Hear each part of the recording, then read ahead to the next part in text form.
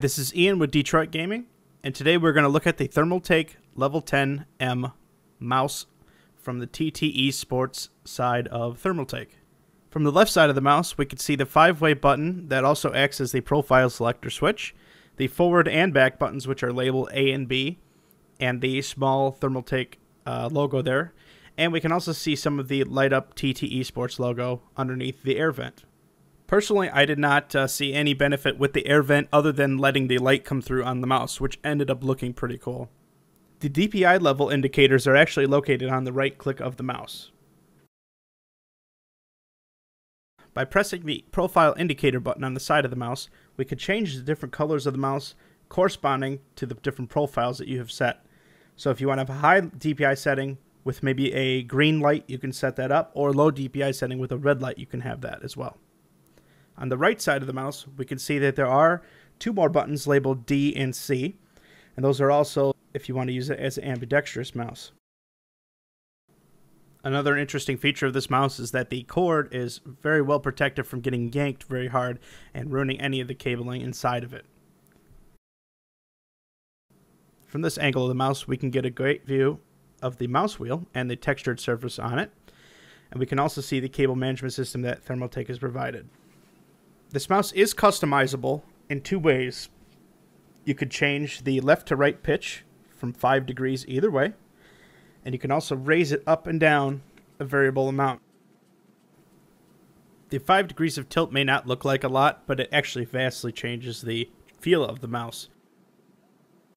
I would like to point out that the color of the mouse is not as bright as it appears in the video. It is more of a matte finish olive drab that you would see on military equipment.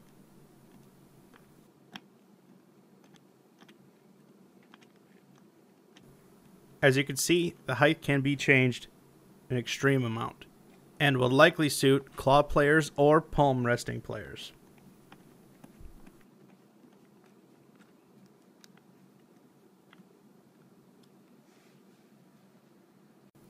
Another thing that Thermaltake has implemented with this mouse is 3D steering. Now this is almost like a customizable fit whenever you place the mouse in your hand. I'm not too big of a fan of this feature.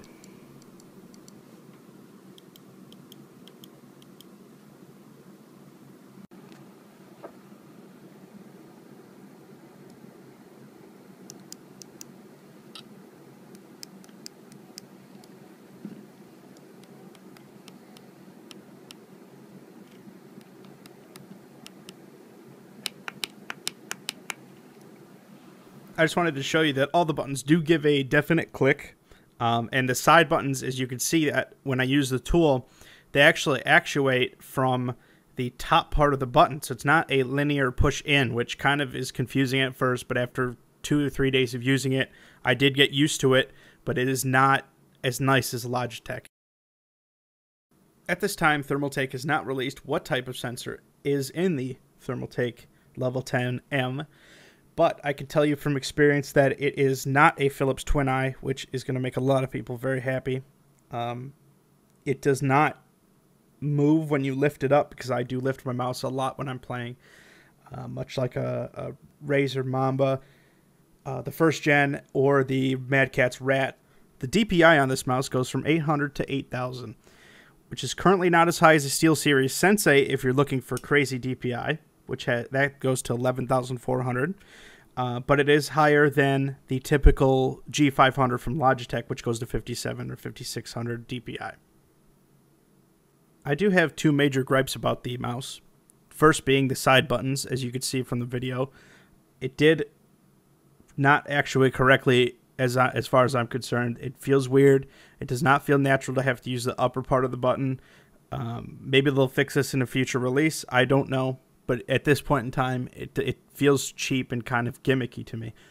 But that being said, I still feel the mouse is great.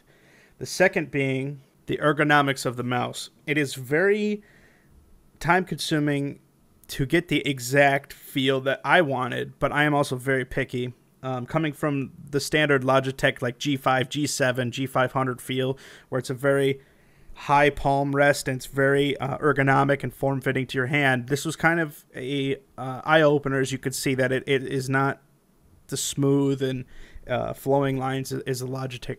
But with that being said, after I did adjust my grip and spend some time tweaking the mouse and playing different games and seeing, you know, what worked better for, let's say, Counter-Strike Global Offensive or anything like that, I actually did come upon a happy medium where the mouse is comfortable, and now I'm actually used to it after about 5 days of playing with it.